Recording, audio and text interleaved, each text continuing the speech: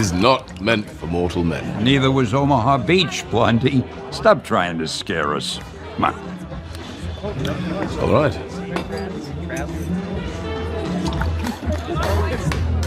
Eggshells.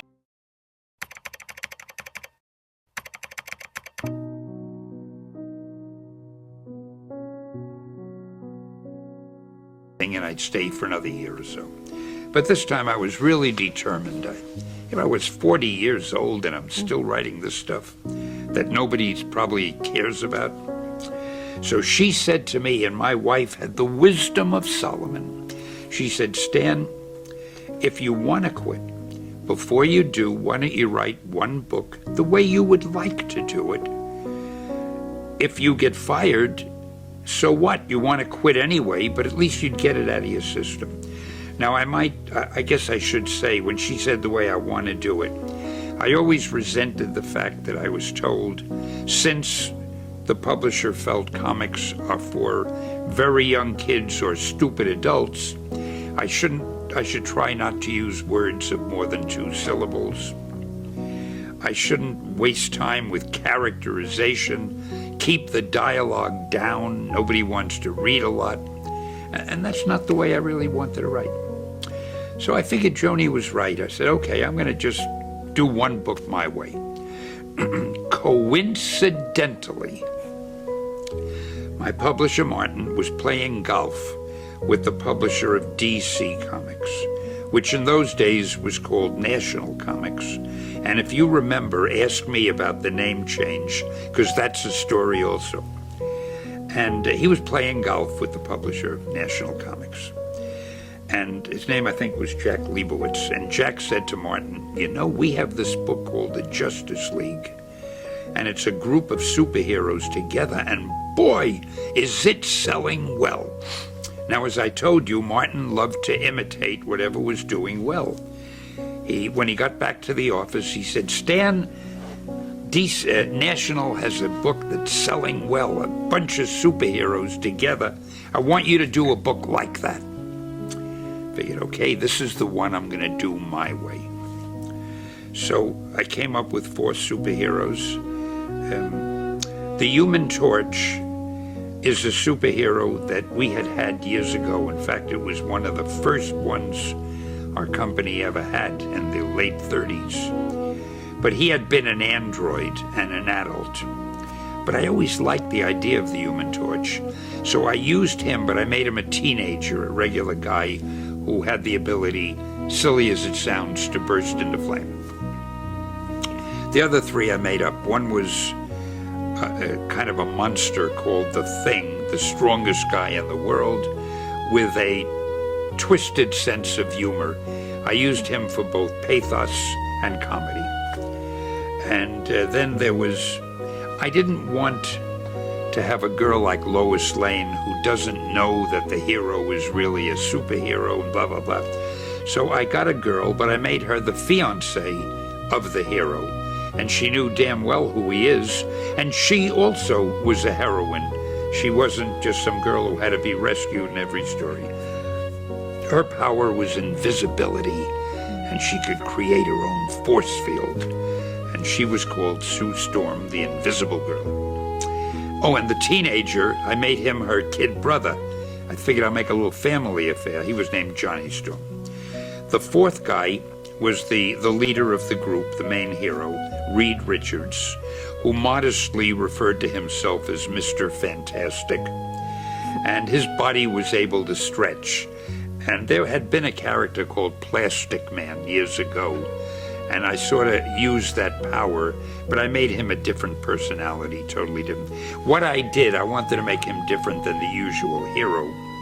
So I made him a guy who talks like I do. He over-talks everything. He uses big words, and he bored the hell out of the other 3. He was always explaining things to them.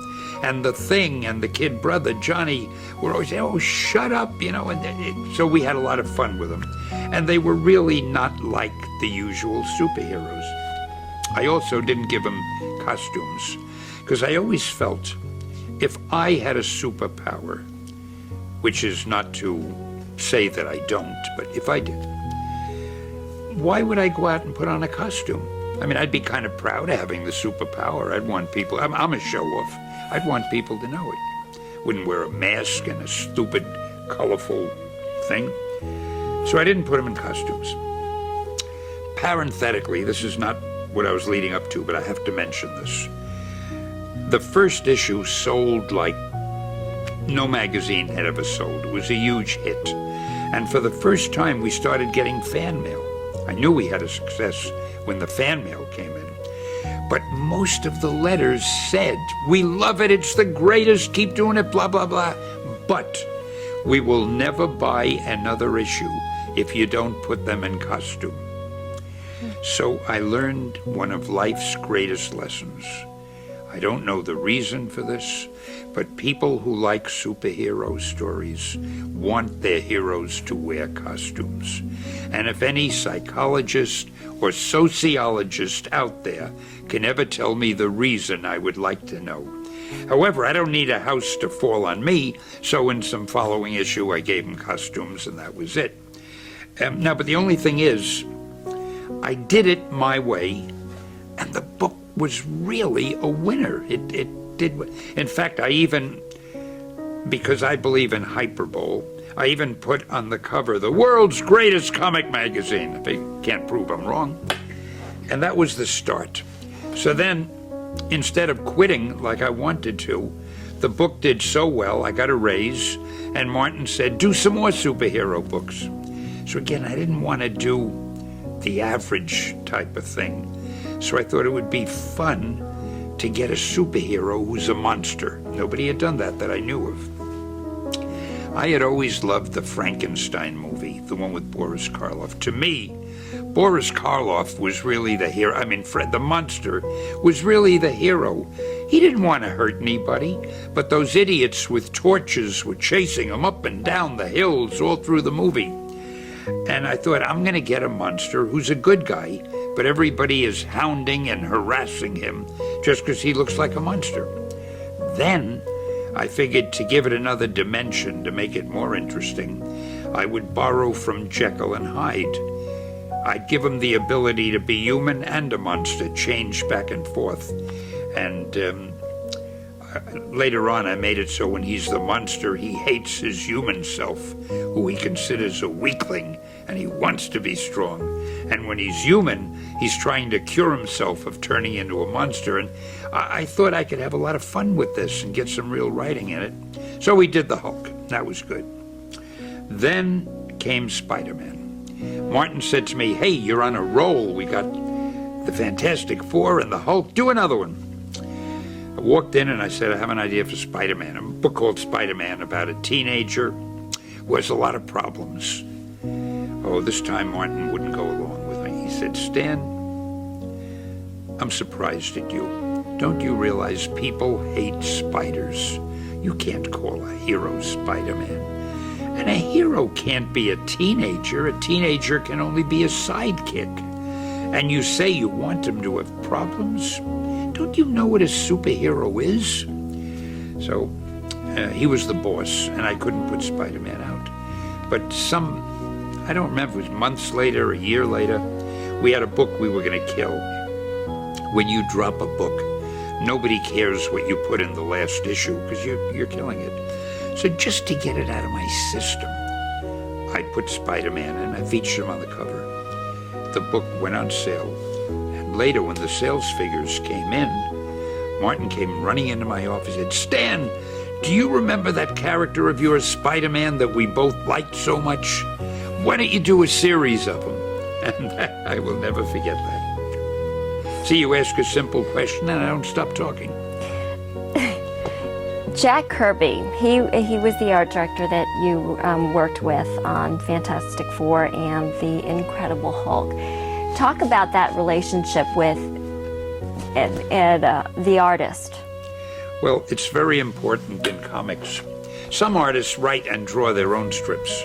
But if you write a strip and somebody else draws it, you obviously have to have a very close and an understanding relationship with the artist.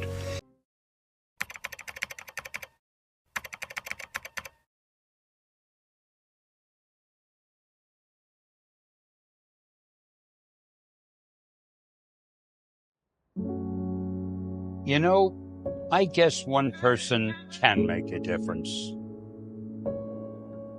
Enough said.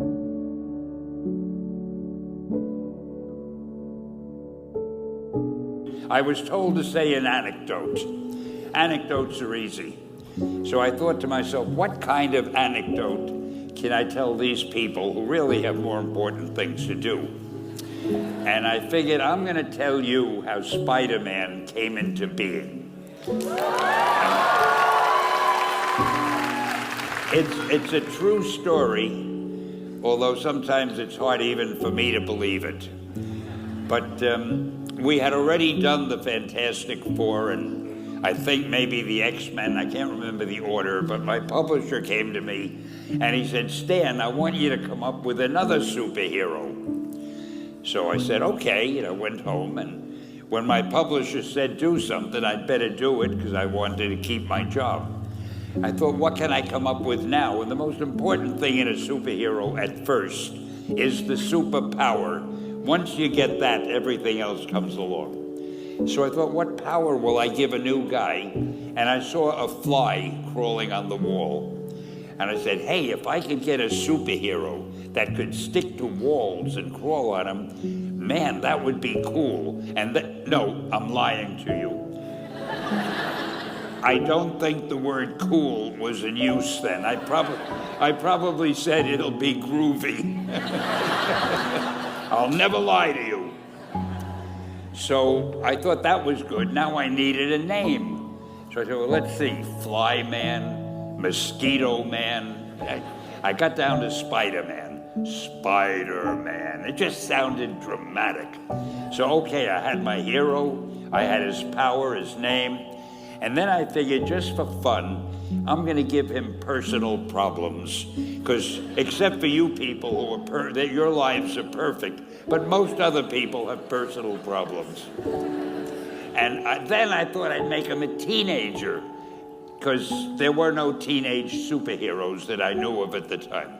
So armed with all that wonderful material, those great ideas, I ran into my publisher's office and I told him, this was my reaction, the reaction he gave me.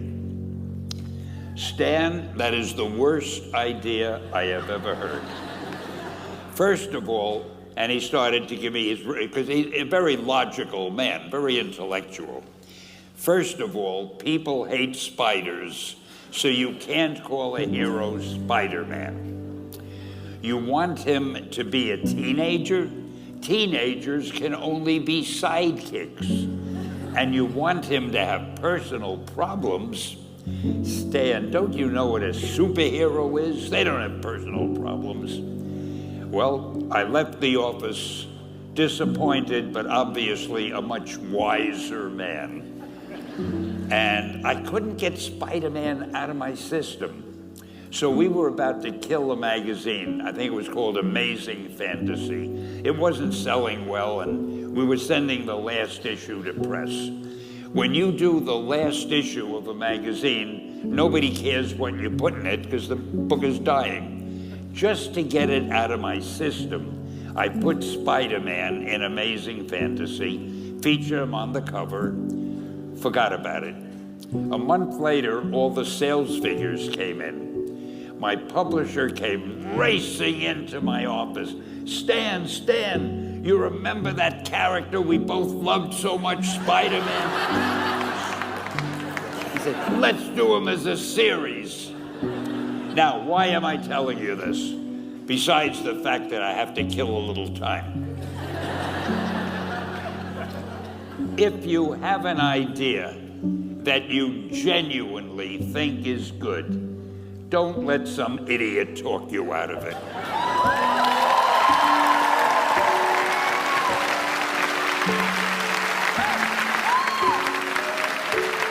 Now, that doesn't mean that every wild notion you come up with is going to be genius, but if there is something that you feel is good, something you want to do, something that means something to you, try to do it.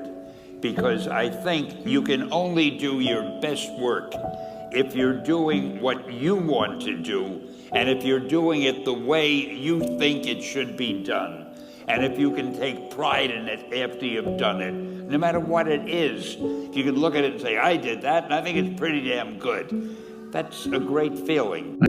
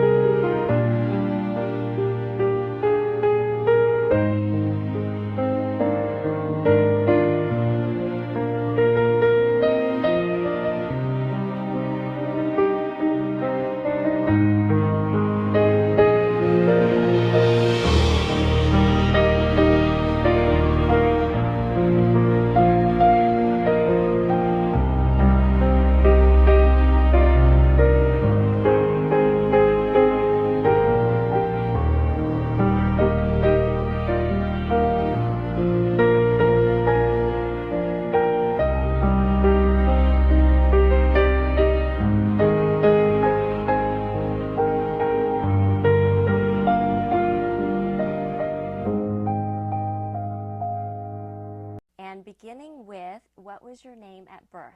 Stanley Martin Lieber. A perfectly lovely, normal name, and I wish I had never changed it. Because Stanley is such a silly name, but I'm stuck with it.